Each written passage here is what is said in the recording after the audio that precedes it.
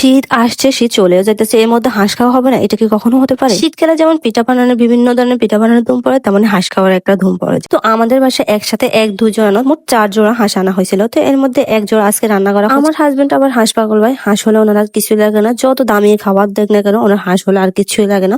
তো যেহেতু বিদেশ থেকে আসছে নতুন জামাই, তাও আবার, তো যত জায়গায় দাওয়াত খাইতে গেছিলাম আমরা, সবাই হাঁস রান্না করছে ওনার জন্য। তো আজকে আমার শাশুড়ি মা ওনার ছেলের জন্য বাসায় হাঁস রান্না করছে, আর চিটা পিঠা বানানো হচ্ছে আর কি। চিটা পিঠা যদি আমি আর কখনো খাইও নাই, দেখি ওরা সত্যি কথা কেউ বললেও বিশ্বাস করবে না, আমি কখনো খাই নাই এভাবে। অনুভব নাকি এই পিঠা বানানো যায়, যেমন বোতলের মধ্যে দিয়ে তারপর হচ্ছে মুখটা ছিদ্র করে তো বানানো হয়, কিন্তু আমরা ওভাবে ব্যর্থ হয়েছিলাম। তো শেষ পর্যন্ত আমার শাশুড়ি মা হাত দিয়ে বানাইতেছে, আর পুরো দেখছেন চুলার অবস্থা খারাপ হয়ে গেছে। যাই হোক, যেমনই দেখতে হোক না কেন, খেতে কিন্তু অনেক টেস্ট ছিল, কারণ আমি অনেক এক্সাইটেড ছিলাম, কারণ এর আগে আমি কখনো খাই নাই।